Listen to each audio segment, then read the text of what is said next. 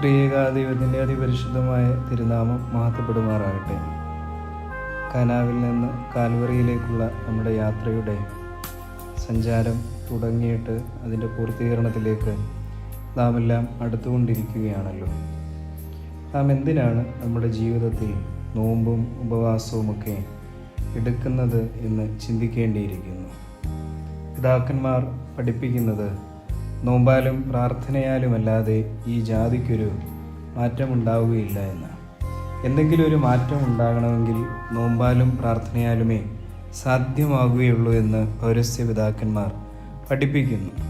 ആത്മശരീരങ്ങളുടെ ശുദ്ധീകരണം നോമ്പാൽ സാധ്യമാകുമെന്നും പിതാക്കന്മാർ പഠിപ്പിക്കുന്നു. നമ്മളുടെ പ്രാർത്ഥനകളിൽ പ്രത്യേകം പറയുന്നുണ്ടല്ലോ, മോശയും ഏലിയായും 40 ദിനം നോമ്പെടുത്തു, നമ്മുടെ കർത്താവ് നോറ്റു, ആകൽ കറസായി ജയിച്ചു. അപ്പോൾ ജീവിതത്തിൽ ഒരു മാറ്റമുണ്ടാകുവാൻ ആഗ്രഹിക്കുന്നുവെങ്കിൽ നോമ്പ് നോക്കണം. ആകൽ കറസായി ജയിക്കണമെങ്കിൽ നോമ്പ് നോൽക്കണം.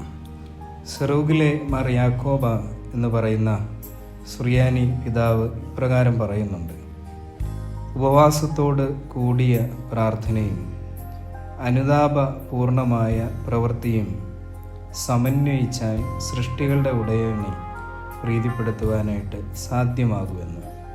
ഉപവാസത്തോടു കൂടിയ പ്രാർത്ഥനയും അനുതാപപൂർണമായ പ്രവൃത്തിയും സമന്വയിച്ചാൽ സൃഷ്ടികളുടെ ഉടയവനായ ദൈവം പ്രീതിപ്പെടുമെന്ന്. പ്രിയപ്പെട്ടവരെ, നമ്മുടെ ജീവിതത്തിൽ ഉപവാസത്തോടു കൂടിയ പ്രാർത്ഥനയും അനുതാപത്തോടു കൂടിയ പ്രവൃത്തിയും ഉണ്ടായിരിക്കണം. പ്രാർത്ഥനയുടെ 2 ചിറകുകളാണ് നോമ്പും ഉപവാസവും. പ്രാർത്ഥന ഉയരങ്ങളിലേക്ക് കയറണമെങ്കിൽ ചിറക് വേണം. ആ 2 ചിറകുകളായ നോമ്പും ഉപവാസവും അനുതാപപൂർണമായ പ്രവർത്തനവും നമ്മുടെ ജീവിതത്തിൽ ഉണ്ടെങ്കിൽ മാത്രമേ നമ്മുടെ പ്രാർത്ഥനകൾ ദൈവസന്നിധിയിലേക്ക് കരയേറുകയുള്ളൂ.